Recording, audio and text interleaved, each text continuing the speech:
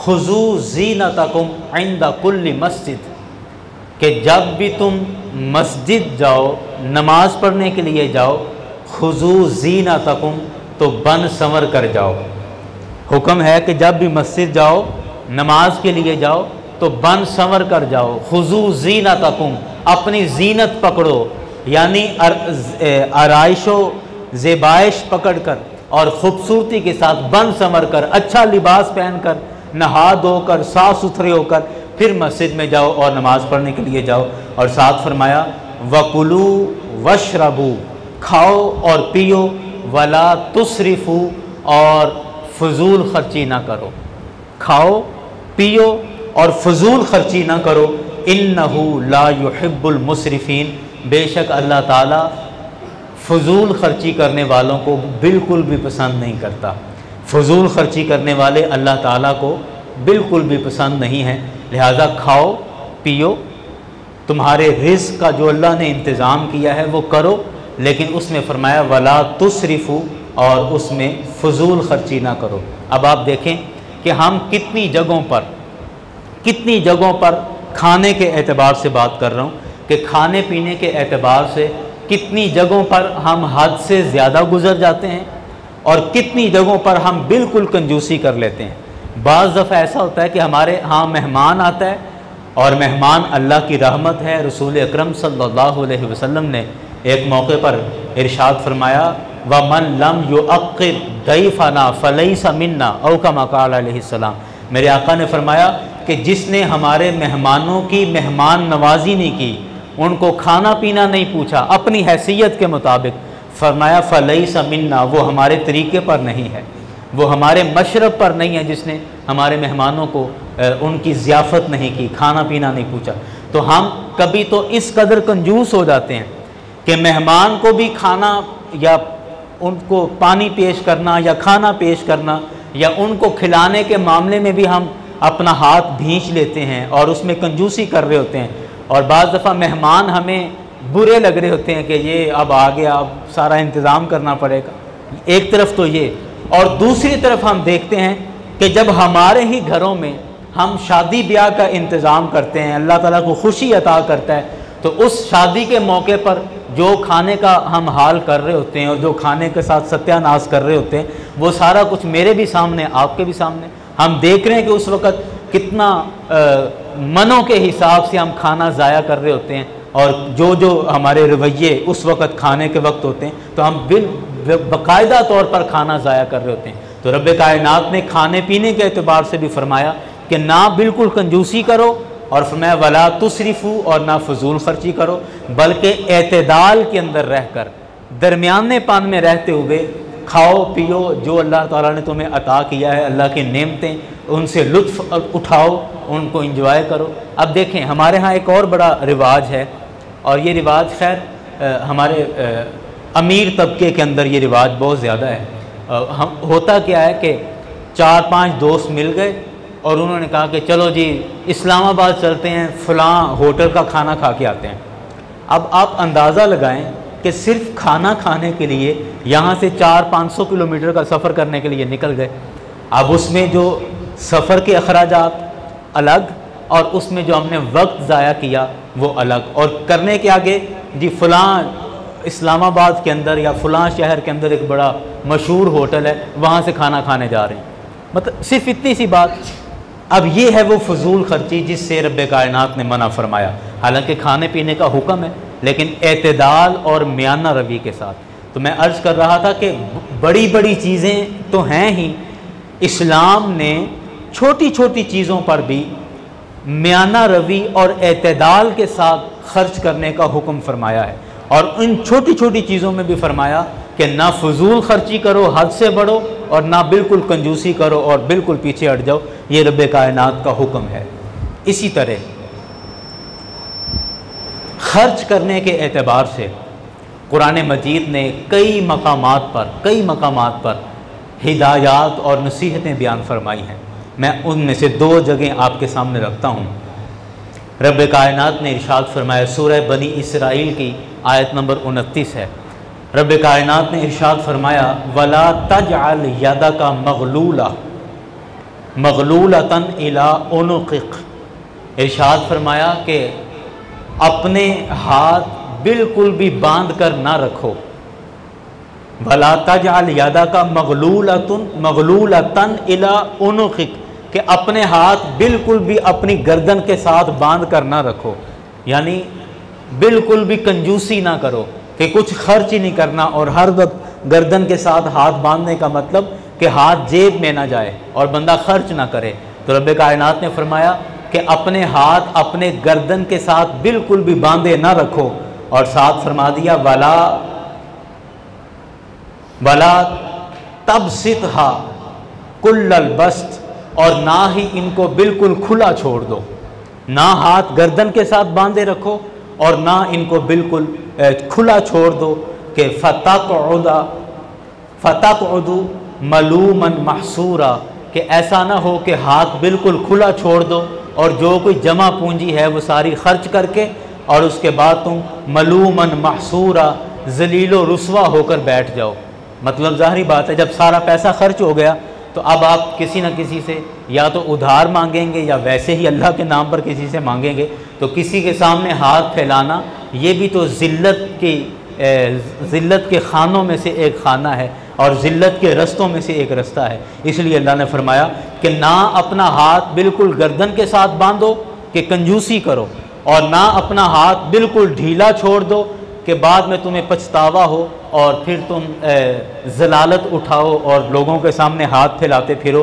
इसलिए दरमियानापन रखो कि जो खर्च करने की जगह हैं वहाँ ज़रूर खर्च करो और उनसे पीछे ना हटो, और जो खर्च करने की जगह नहीं है वहाँ बिल्कुल भी खर्च ना करो और बिल्कुल अपने आप को रिज़र्व रखो और अपना हाथ वहाँ से खींच के रखो। मैं इसकी आपको एक मिसाल देता हूँ। हम अपने माशरे में आम तौर पर आप देखें बड़ी माजरत के साथ कि अक्सर जब अल्लाह की राह में माल पेश करने की ज़रूरत पेश आती है तो उस वक्त हम सारा बजट हमारे जहन में आ जाता है, जी इतनी तनख्वाह है, इतना फ़लाँ जगह दे दिया, इतना फ़लाँ जगह दे दिया, अभी बिल भी देना है, फ़लाँ भी देना है। तो ले दे के अब ऐलान भी हो गया है कि अल्लाह की राह में माल खर्च करें, ज़रूरत है, तो फिर ले दे के 100-200 रुपये निकाल दिया कि चलो ठीक है अब ऐलान हो गया तो कुछ ना कुछ दे दो। अब ये जगह खर्च करने की थी तो हमने क्या किया कि यहाँ पर कंजूसी कर ली, यहाँ पर हाथ खींच लिया, या हमें कोई ज़रूरतमंद नज़र आ गया। अच्छा, ये भी हमारा बड़ा मसला है कि हम सिर्फ उन ज़रूरतमंदों के साथ ताउन करते हैं जो हमें पसंद हों, सिर्फ उन ज़रूरतमंदों की मदद करते हैं जो हमें पसंद हों। मतलब पता है यार ये मेरा कामकाज भी कर देता है, मैं घर ना हूँ तो ये दूध ला देता है, खेत से चारा काट के ले आता है, भैंसों को पानी वानी पिला देता है, तो चलो कोई नहीं, माड़ा गरीब है, चलो इसकी मदद कर दो। यानी हम उन लोगों की मदद करना पसंद करते हैं जो किसी ना किसी तरीके से हमारे काम आ रहे होते हैं या जिनसे हमें फ़ायदा हो रहा होता है। और अक्सर बड़ी माजरत के साथ अक्सर ऐसा होता है कि अगर एक भाई अमीर है, मैं अमीर हूँ, मेरे पास अल्लाह ने मालो दौलत दिया है, मेरा दूसरा भाई वो गरीब है, उसके हालात अच्छे नहीं हैं, या मेरी बहन उसके हालात अच्छे नहीं हैं, या मेरा चचा या ताया उसके हालात अच्छे नहीं, लेकिन बरादरी की वजह से कोई ना कोई उससे खींचातानी चल रही है, तो हम कहते हैं नहीं ये तो हमें अच्छा ही नहीं समझता, तो हम उसकी मदद करने के लिए तैयार नहीं होते, क्योंकि बरादरी की वजह से कोई ना कोई क्लैश चलता ही रहता है। तो अब उस क्लैश की वजह से हम उस ज़रूरतमंद की मदद करने के लिए तैयार नहीं होते, हम उस ज़रूरतमंद की सिर्फ मदद करते हैं जो हमें वैसे भी फ़ायदा देता रहता है और हमारे काम आता रहता हो। तो अब आप देखें कि हम आम तौर पर जो जगह खर्च करने की हैं वहाँ पर हम हाथ खींच लेते हैं, या बस ऐसे टाल मटोल करके 100-200 दे के अपनी जान छुड़ा लेते हैं, और जो जगह खर्च करने की नहीं है वहाँ हम अपनी औकात से ज़्यादा खर्च कर रहे होते हैं। आप देखें हमारे नौजवान अक्सर फैक्ट्री जा रहे हैं, अब फैक्ट्री जाने वाले कितना कमा रहे हैं, बड़ी मुश्किल घर के अखराजात पूरे होते हैं, तकरीबन इतना ही कमा रहे होते हैं ना। अब होता क्या है कि किसी दोस्त की शादी आ गई, अब कहते हैं जी नहीं मेरे यार दा ब्याह है, मेरे दोस्त दा ब्याह है, अब उस पर क्या कर रहे हैं, तेल मेहंदी पर वो डांस वाले आ गए, अब उन पर भी पैसा उड़ाया जा रहा है। अगले दिन बाजे वाले, ढोल वाले और वो नाचने गाने वाले, उन पर भी पैसा उड़ाया जा रहा है, फलां को भी दो, फलां को भी दो, वो लतीफ़े सुनाने वाले भंडों को भी दो। मतलब उस जगह पर हम अपनी औकात से ज़्यादा खर्च कर रहे होते हैं। उधार पकड़ के खर्च कर रहे होते हैं। यार मेरे दोस्त की शादी आ गई है, अब मुझे इतने पैसे आप उधार दे दें। अब उधार पकड़कर, सूद पर पैसा लेकर, बैंक से पैसे निकलवा कर और न जाने कहाँ कहाँ से वो पैसा जमा करके हम वो फजूल जगह पर हम उड़ा रहे हैं, वहाँ चौधरी बन रहे हैं कि पता नहीं मेरे पास कितना पैसा है, और दीवारों पर खड़े होकर पैसे निछावर कर रहे हैं। और इधर जहाँ पैसा खर्च करने की जगह थी वहाँ हम हाथ खींच लेते हैं। तो इसलिए रब्बे कायनात ने इरशाद फरमाया कि एतदाल और दरमियानापन रखो अपने खर्च करने के अंदर भी, कि जो जगह खर्च करने की हैं वहाँ खर्च करो, और जो जगह खर्च करने की नहीं है वहाँ से अपना हाथ खींच लो। ये एतदाल और मियाना रवी है, और इसी का हुक्म अल्लाह तबारक व तआला ने हमें कुरान मजीद में इरशाद फरमाया है। इसी तरह सूरह अल फुरकान की आयत नंबर 67 में रब्बे कायनात ने इरशाद फरमाया, इसी मजमून के मुतालिक फरमाया, वल्लज़ीना इज़ा अनफ़क़ू लम युस्रिफ़ू व लम यफ़्तरू। इरशाद फरमाया, ईमान वालों की निशानियों में से एक निशानी ये है, वो ईमान वाले, वो नेक अल्लाह और उसके रसूल से मोहब्बत करने वाले लोग, फरमाया उनकी निशानियों में से एक निशानी ये है, वल्लज़ीना इज़ा अनफ़क़ू लम युस्रिफ़ू व लम यफ़्तरू, कि जब वो लोग खर्च करते हैं, ईमान वाले जब खर्च करते हैं, फरमाया लम युस्रिफ़ू व लम यफ़्तरू, ना वो फजूल खर्ची करते हैं और ना बिल्कुल कंजूसी करते हैं, यानी ना अपना हाथ भींच लेते हैं और ना ही वो बिल्कुल पैसा उड़ाने लग जाते हैं। वकाना बैन ज़ालिका क़व्वामा, और वो इसके दरमियान दरमियान अपने आप को रखते हैं, यानी फजूल खर्ची और कंजूसी के दरमियान में अपने आप को रखते हैं। ईमान वालों की निशानी ये बयान फरमाई।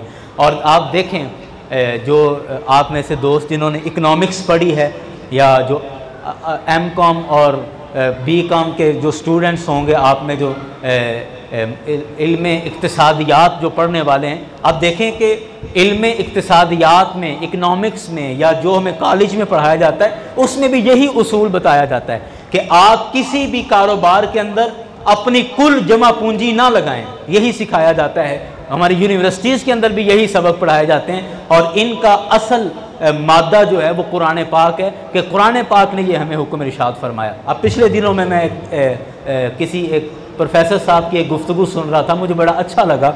उन्होंने कहा कि एक ये होता है कि एक काम ये है कि हम अपनी ज़रूरत के लिए ख़र्च करते हैं, अब वो तो खर्च होना ही होना है। मसलन घर का राशन आना है तो जारी बात है उसमें तो वो आना ही आना है, उसमें तो गुजारा नहीं है। आपने बिजली का बिल देना है तो जारी बात है वो तो देना ही देना है। बच्चों के स्कूल की फ़ीसें जानी हैं तो जारी बात है वो तो जानी ही जानी। ये वो काम है जो इंसान की ज़रूरत के हैं। अब इन कामों में आप ना तो कंजूसी कर सकते हैं, ना इन कामों को आप अगले महीने पे डाल सकते हैं, ये तो करने ही करने हैं। एक बाज़ दफ़ा हमारे वो काम हैं जिनको हम शौक़ से कर रहे होते हैं, जिनको हम शौक़ से कर रहे होते हैं। मसलन मेरा शौक़ है कि मैं फ़लाँ कंपनी की घड़ी ख़रीदूँ, मिसाल दे रहा हूँ। मेरा शौक़ है कि मैं फ़लाँ कंपनी का मोबाइल ख़रीदूँ, मुझे शौक़ है कि मैं फ़लाँ तरह की अंगूठी ख़रीदूँ, या इस तरह की जो चीज़ें हैं कि मैं फ़लाँ ब्रांड का जूता ख़रीदूँ, मैं फ़लाँ ब्रांड के कपड़े पहनूँ। मतलब ये शौक़ है, ये ज़रूरियात नहीं है, ये शौक़ है।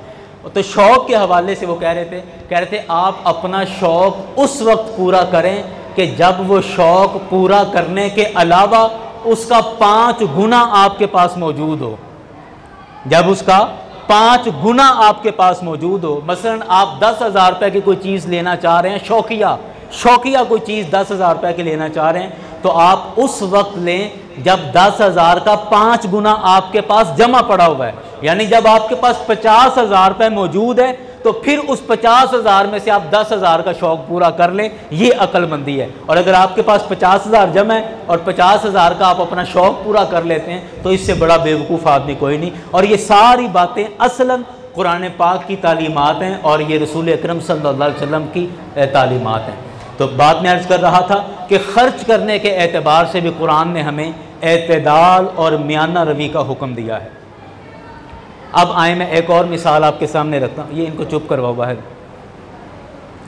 एक और मिसाल मैं आपके सामने रखता हूँ और उसके बाद फिर मैं आज की सारी गुफ्तगू का खुलासा आपके सामने रखूँगा कि ये सारी बात मैं आपके सामने क्यों कर रहा हूँ।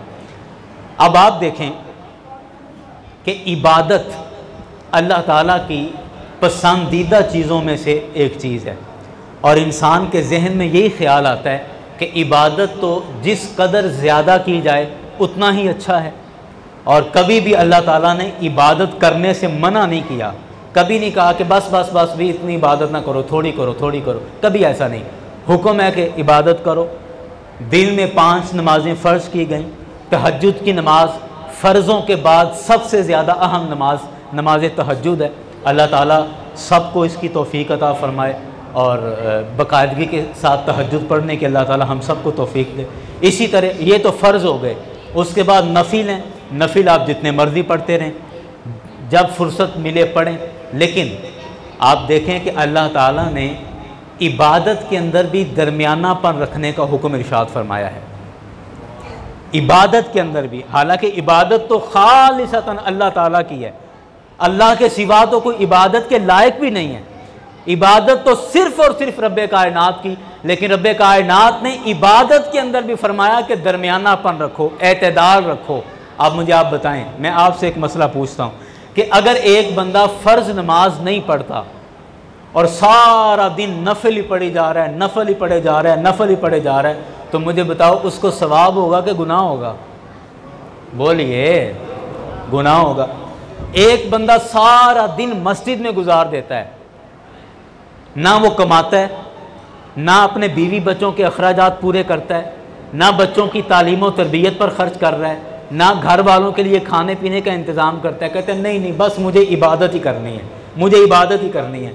तो वो सारा दिन मस्जिद में रहता है या साल के लिए कहीं तबलीगी दौरे पर निकल जाता है कि मैं अब 1 साल बाद आऊँगा, अब मतलब जो भी उसके ज़हन में। तो अब मुझे बताएं कि अगर एक बंदा अपने घर वालों के हुकूक पूरे ना करे और सारा दिन और सारी रात मस्जिद में गुजार दे और कहे बस मैं इबादत ही करूँगा, तो मुझे बताएं इस बंदे को सवाब होगा कि गुनाह होगा? एक बंदा, मैं आपको इसकी मिसाल देता हूँ। रसूल अकरम सल्लल्लाहु अलैहि वसल्लम की बारगाह में एक सहाबी आए। सरकार अलैहिस्सलाम जहन्नुम के हवाले से कुछ गुफ्तगू इरशाद फरमा रहे थे, और कुर्बान जाएँ मेरे आका के अल्फाज पर कि जब सरकार तकरीर कर रहे हों तो सुनने वालों की जान ना निकले तो और क्या हो। मेरे आका जन्नत की बात करें तो सुनने वाले ये समझने लग जाएं कि शायद हम जन्नत के अंदर ही आ गए हैं, और अगर मेरे आका जहन्नुम की बात करें तो सुनने वाले इस कदर डर जाएं, कांप जाएं कि शायद अभी हमें अजाब होने लगा है। तो मेरे आका की ये शान थी, वो जवामी उल कलिम थे। मेरे आका को अल्लाह ने ये तासीर अता फरमाई थी, काफ कौन सही ने ये बोलन वाला जेड़ा हर हर बोलियाँ बोलदा जे। तो मेरे आका अलैहिस्सलाम की तकरीर तो सुभान अल्लाह, कायनात में उनसे अच्छा बयान कौन कर। अब वो सहाबी रसूल सरकार की बारगाह में आए तो मेरे आका अलैहिस्सलाम जहन्नुम के हवाले से कुछ गुफ्तगू कर रहे थे। अब सरकार अलैहिस्सलाम जहन्नुम के अजाब से लोगों को डरा रहे हैं और बता रहे हैं कि जहन्नुम का अजाब कितना सख्त होगा। तो एक सहाबी रसूल इतना डर गए कि खड़े होकर अर्ज़ करने लगे कि या रसूल अल्लाह सल्लल्लाहु अलैहि वसल्लम, आप मुझे इजाज़त दें, मेरा दिल करता है कि मैं सब कुछ छोड़ छाड़ के जंगलों में निकल जाऊं, दिन रात अल्लाह का जिक्र करता रहूं कि कहीं मुझे जहन्नुम में ना डाला जाए, कि मेरी बख्शिश हो जाए। मैं दिन रात अल्लाह का जिक्र करना चाहता हूं, मुझे इजाज़त दें कि मैं जंगलों में निकल जाऊं। तो रसूल अकरम सल्लल्लाहु अलैहि वसल्लम बजाय खुश होने के आका अलैहिस्सलाम का चेहरा मुबारक सुर्ख हो गया जलाल के साथ, और मेरे आका ने उसको डांट कर कहा कि तुम अपने नबी से भी ज़्यादा नेक बनना चाहते हो? तुम मुझे नहीं देखते कि जब इबादत का वक्त होता है तो तुम्हारे साथ मैं मस्जिद में नमाज पढ़ने के लिए होता हूँ, और तुम्हारे साथ मैं तिजारत भी करता हूँ, बाजार भी जाता हूँ, मैंने शादियाँ भी की हैं, मैं अपने घर वालों के अखराजात भी पूरे करता हूँ। तो रसूल अकरम सल्लल्लाहु अलैहि वसल्लम का ये फरमाना दरअसल ये है कि इबादत अल्लाह ताला की, खालिसतन अल्लाह ताला की, और किसी की हो ही नहीं सकती। लेकिन उस इबादत में भी रब्बे कायनात ने एतदाल और दरमियानेपन का हुक्म इरशाद फरमाया है, उसमें भी एतदाल का हुक्म इरशाद फरमाया। और आप देखें सूरह अल मुज़म्मिल के अंदर रब्बे कायनात ने ये बात ही यहाँ से शुरू की और अपने हबीब अलैहिस्सलाम को फरमाया या अय्युहल मुज़म्मिल, ओए काली कमली वाले। यहाँ एक ज़ौक़ की बात हो जाए, अरब का ये मिजाज है, अरबियों का, जैसे हर ज़ुबान के कोई मुहावरे होते हैं ना, तो अरब का ये मुहावरा है कि जब किसी बंदे पर बड़ा प्यार आ रहा हो, जब किसी बंदे पर बड़ा प्यार आ रहा हो तो उस बंदे को बुलाना हो तो जिस हालत में वो बंदा बैठा हो ना, तो उस हालत को बयान करके उसको बुलाया जाता है। नहीं समझे? मैं आपको एक मिसाल देता हूँ। एक दफ़ा रसूल अकरम सल्लल्लाहु अलैहि वसल्लम अपनी लख्ते जिगर, नूर नज़र, कुर्रतुल ऐन हज़रत सय्यदा फ़ातिमा ज़हरा रज़ी अल्लाह अन्हा आपके घर तशरीफ़ लाए और आकर पूछा कि बेटे अली कहाँ हैं? तो सय्यदा फ़ातिमा अर्ज़ करने लगी कि अब्बा जान, वो हमारी किसी मौजू पर कोई बात हो रही थी, तो बस वो कोई बात करते करते कोई बातें सख्त हो गई तो वो नाराज़ होकर चले गए।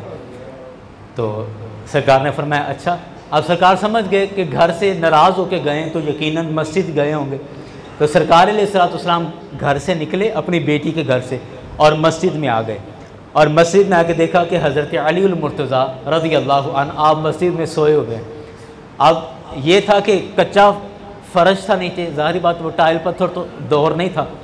अब हज़रत अली उल मुर्तज़ा नीचे सो रहे हैं मिट्टी पर, और पसीने के साथ बालों में मिट्टी लगी हुई है, यानी बाल गीले हो गए पसीने से और बाल नीचे ज़मीन पे लगे और मिट्टी बालों को लगी हुई है। तो अब उसी गर्मी में पसीने की हालत में हज़रत अली उल मुर्तज़ा शेर खुदा रज़ी अल्लाह अन्हु आप सो गए। सरकार अलैहिस्सलाम जब मस्जिद आए ना और आकर जब देखा कि ये देखो कितनी गर्मी में सोया हुआ है, तो बड़ा प्यार आया और बड़ा लाड आया। तो देखा कि उनके बालों पे मिट्टी लगी हुई है, तो सरकार अलैहिस्सलाम ने फरमाया कुम या अबा तुराब, ओए मिट्टी वाले खड़ा हो ज़रा, कुम या अबा तुराब, ओए मिट्टी वाले खड़ा हो। तो ये लाड का या प्यार का एक अंदाज़ था। जब हज़रत अली उल मुर्तज़ा की आँख खुली ना, हालांकि मिट्टी वाला किसी को कहना ये कोई अच्छा नाम तो नहीं है, लेकिन चूँकि सरकार की ज़बान से निकल गया और प्यार के साथ निकल गया, तो हज़रत अली उल मुर्तज़ा ने अपनी कुनियत रख ली।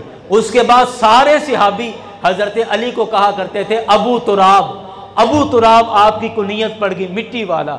तो ये सरकार अलैहिस्सलाम का पुकारना था। तो मतलब ये कि अरब का ये तरीका था कि जिस पर बड़ा प्यार आ रहा हो तो वो जिस हालत में भी हो ना, उस हालत को बयान करके उसको बुलाया जाए, तो ये मोहब्बत का इजहार होता है। अब एक रात ऐसी, अब मैं आए इस आयत पर, एक रात ऐसी कि सरकार अलैहिस्सलाम आप सारी रात इबादत करते रहे, और आपने ये हदीसें सुनी होंगी कि सरकार अलैहिस्सलाम रातों को ऐसी इबादत करते थे कि इबादत कर करके आपके कदम मुबारक सूज जाया करते थे। इमाम बुसीरी रहमतुल्लाह अलैह ने कसीदा बुर्दा के अंदर भी इसको नकल फरमाया कि ज़लम तु सुन्नत मन अहया ज़लामी इला अनिस्तक़त क़दमाहु दुर्रा मिन वरमी मौला यसल्ली वसल्लिम दाइमन अबदा अला हबीबिका खैरिल खल्क़ि कुल्लिहिम।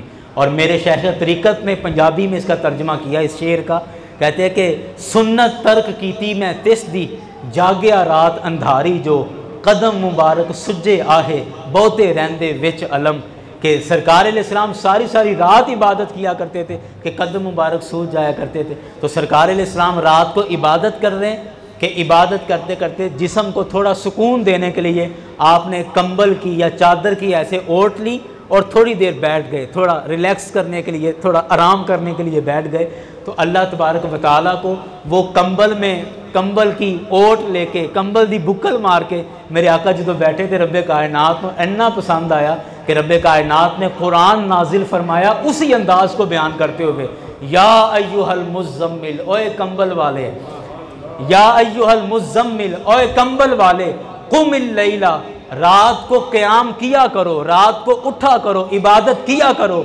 लेकिन फरमाया कुमिल लैला इल्ला कलीला, ऐ मेरे प्यारे रातों को जागा करो, इबादत किया करो, लेकिन फरमाया इल्ला कलीला, मगर मेरे सोने थोड़ी इबादत किया करो, इल्ला कलीला, मगर थोड़ी इबादत किया करो, निस्फहु, आधी रात इबादत कर लिया करो, आधी रात सो जाया करो, आधी रात इबादत कर लिया करो, निस्फहु अविन कुस मिनहु कलीला, या इससे भी थोड़ा और कम कर दो, आधे से भी कम कर दो और थोड़ी इबादत किया करो।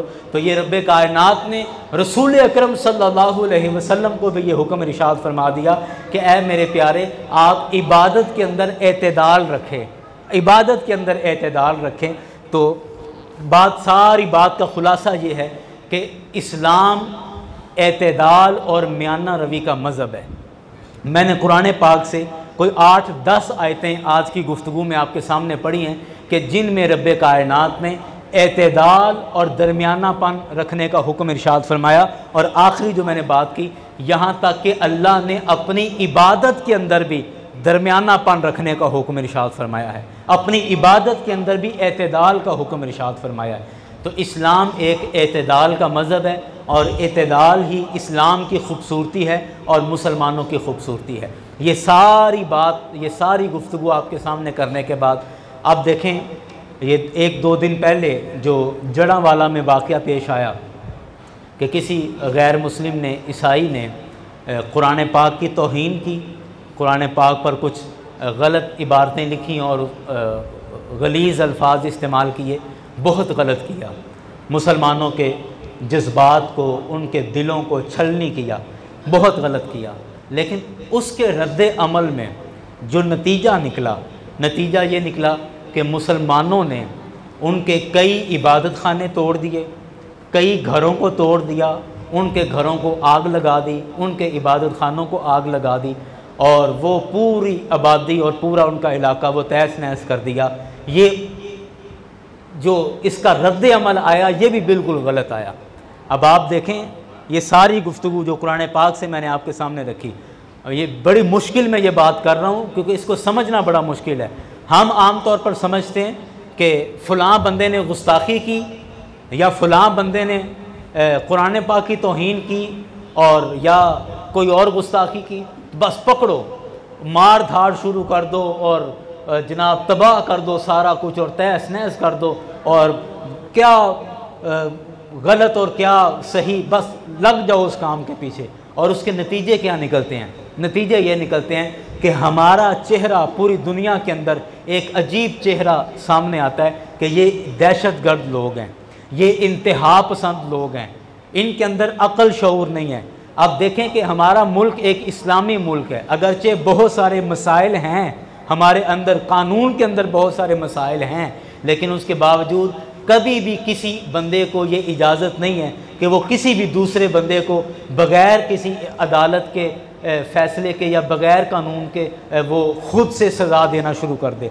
ये कभी भी इस्लाम के अंदर ऐसा नहीं हुआ है। अब आप देखें, हमारे चंद सालों के अंदर, मैं आपको एक एक करके गिनवाता हूँ, आप चंद साल पीछे चले जाएं, हमारे इसी इलाके में 60 चक के अंदर वो भट्टे पर जो भट्टे की आग में फेंक दिया गया ख़ातून को भी और उसके शोहर को भी। अब वो क्या हुआ कि जी कुरान पाक की तौहीन की, करीब करीब जितने भी गांव थे उनकी मस्जिदों में ऐलान कर दिए गए कि फ़लाँ भट्टे पर कुरान पाक जला दिया गया, जी सारे वहाँ पहुँचे। अब सारों ने वहाँ पहुँच के क्या करना था? वही करना था जो हुआ कि सारे गाँव वहाँ पर पहुँच गए और जाके जो कसूरवार था उसको भी सज़ा मिली और जो बेकसूर थे उनको भी सज़ा दी गई, उनको भी मारा गया। और फिर नतीजा क्या निकला कि गांव लोग अपने घरों को छोड़कर निकल गए जब कानून के शिकंजे में आने लगे। कई लोग उसमें पकड़े गए, उसमें हमारी बरादरी के लोग भी, यानी मौलवी तबका भी उसमें पकड़ा गया और उसके नताइज बड़े गलत निकले। उसके बाद आप देखें, अभी चंद साल पहले सियालकोट की किसी फैक्ट्री के अंदर वो एक वाक़या पेश आया, उसमें कहा जी ये कोई श्रीलंका का बंदा था, उसने जी तौहीन कर दी है कि फ़लाँ को स्टिकर था उसने उतार दिया। अब फैक्ट्री के वर्करों ने उसको पकड़ के मारा और मार मार के उसको कत्ल कर दिया। अब उसके बाद आहिस्ता आहिस्ता पता चला कि वो तौहीन उसने नहीं की थी, वो ऐसा कोई मामला नहीं हुआ था।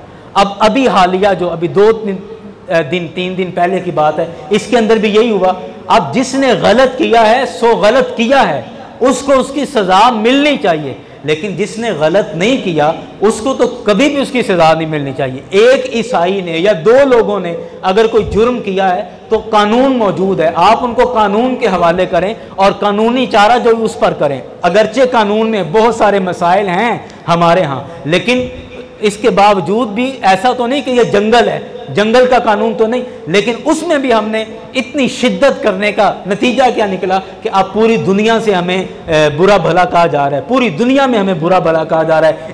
इंतहा पसंद, शिद्दत पसंद और मुतअस्सिब और दहशतगर्द और पता नहीं क्या क्या लफ्ज़ बोले जा रहे हैं। आप मुझे बताएं कि जिसने गलत किया वो तो एक बंदा था या 2 बंदे थे, और जो आपने सैकड़ों घर जला दिए हैं, जो आपने उनकी सैकड़ों या बीसियों उनकी इबादत गाहें उनकी तोड़ दी हैं, वो उनका क्या कसूर था? ये सरासर गलत हुआ है, बिल्कुल गलत हुआ है। अगरचे जो काम हुआ था, जो गुस्ताखी हुई है वो भी गलत है, लेकिन जो उसका रद्द अमल हमने किया वो भी गलत है। मैं आखिरी बात अर्ज कर रहा हूँ कि ये सारा मिजाज हमारा क्यों ऐसा बन गया, क्यों हम ऐसे हो गए कि किसी ने ऐसी कोई हवा छोड़ी, कोई बात कही ऐसी, और उस बात की तहकीक किसी ने नहीं की और बस पकड़ दकड़ करके चले जाओ उसके सारे। अब आप देखें कि कई दफ़ा ऐसे वाक़यात हो चुके हैं कि बिलखुसूस मेरी इनके साथ दुश्मनी है, डॉक्टर साहब के साथ, एक मिसाल दे रहा हूँ, मेरी इनके साथ कोई लड़ाई हो गई, दुश्मनी हो गई, अब मैं अपना गुस्सा निकालना चाहता हूँ तो मैं इनके किसी जुमले को लेकर या किसी बात को लेकर कह दूँगा ये तो गुस्ताख़ रसूल है, गुस्ताख़ रसूल है। अब क्या होगा कि हमारे माशरे का माहौल ऐसा बन चुका है कि एक भी बंदा इस बात की तस्दीक करने की तरफ जाएगा ही नहीं कि हाँ पहले पता तो करें उसने ये बात कही भी है कि नहीं कही, या बात कही है तो क्या बात कही है, उसका माना क्या था, मतलब क्या था, बात किस माहौल के अंदर हुई है, उसका तनाजुर क्या था, ये देखने की जहमत ही नहीं करते। बस गुस्ताख रसूल है, बस पकड़ो पकड़ो पकड़ो और उसमें ही सारा मामला हो जाता है। अब आप देखें, और ये सिर्फ इस मज़हब के मामले में नहीं, हमारे अपने मामलात भी बिल्कुल ऐसे ही हैं। अब आप देखें, यहाँ पर कोई चोर पकड़ा जाए, किसी के घर में फलांगा मोहल्ले वालों ने पकड़ लिया, अब सारी गली के वही लफंगे लौंडे जो खुद चोरी चकारी करते हैं, जो खुद सारा दिन सजा देने वाले, वही लौंडे लफंगे पूरे मोहल्ले के, जो इसी तरह अगर कोई स्कैंडल बन जाए, किसी का कोई बदकिरदारी का केस आ जाए, पता चले जी ये फलां किसी माँ बहन को छेड़ता हुआ पकड़ा गया, तो उसमें भी सारे सजा देने वाले गैरतमंद वही होंगे जो खुद सारा दिन यही काम करते हैं।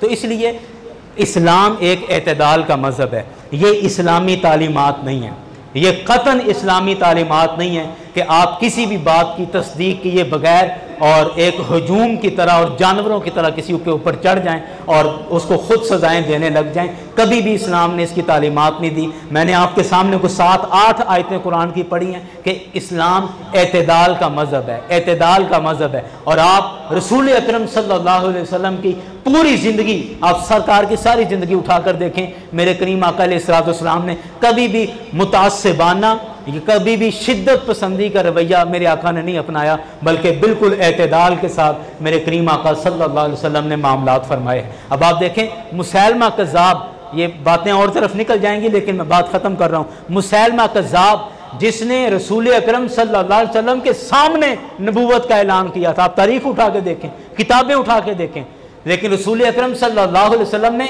हिकमतन उस वक़्त खामोशी इख्तियार फरमाई।